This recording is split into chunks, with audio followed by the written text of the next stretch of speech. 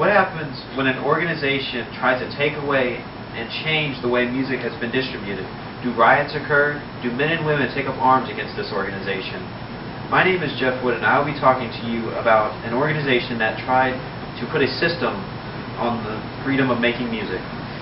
The Parental Advisory sticker was introduced by Tipper Gore in 1985 and brought about a major change in the music industry that is still being affected today.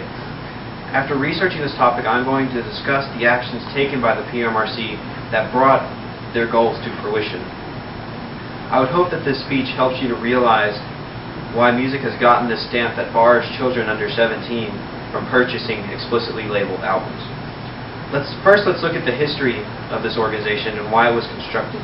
It all began in 1984 when Tipper Gore bought her daughter the Prince album, Purple Rain. Tipper heard the lyrics from the song Darling Nikki and was appalled by the references to sex, as stated in a question and answer conducted by the website ClassicBands.com.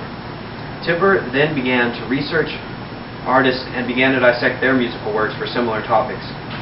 Tipper discovered that most of the bands talked about similar or other controversial topics, such as sex, violence, language, drug and alcohol use, and the occult. Secondly, we can now look at the actual formation of the PMRC and their mission to put restrictions on the inappropriate music. Tipper Gore assembled a group of women who became simply known as the Washington Wives due to the fact that their husbands all had relations in the federal government. The women began to plan a strategy to take to the courts. The PMRC constructed a ratings list that represented different inappropriate topics.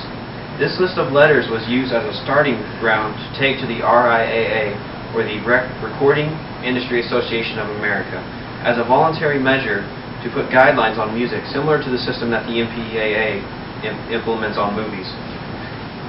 This list of topics eventually became combined with a newly created list entitled the Filthy 15, which was a group of songs and artists that they believed were the worst for the public. This list included artists such as Prince, Judas Priest, Motley Crue, AC/DC, Twisted Sister, Madonna, Wasp, Def Leppard, and Cyndi Lauper. Finally, let's look at the actual court case that was brought to the Senate Commerce, Science, and Transportation Committee. Tipper Gore and representatives from the PMRC, Senators Al Gore and Paula Hawkins, along with 3 rock musicians, Dee Snider, Frank Zappa, and John Denver, all testified on their viewpoints in the courts beginning on September 19, 1985.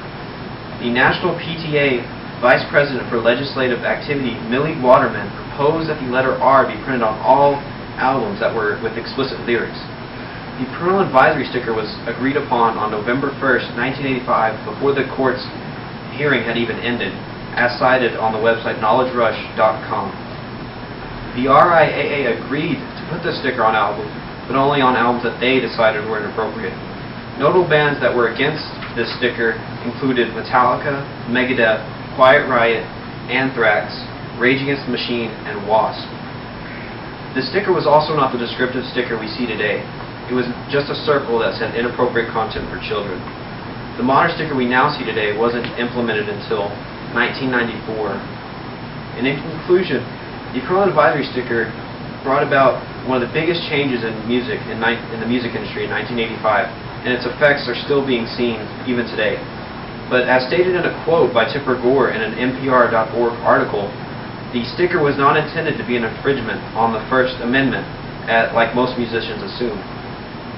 Now that we have examined the history of the PMRC and their initial goals of putting guidelines on the music, I hope this speech has given you some background history as to why the PMRC pushed for the placement of this Parental Advisory sticker on albums.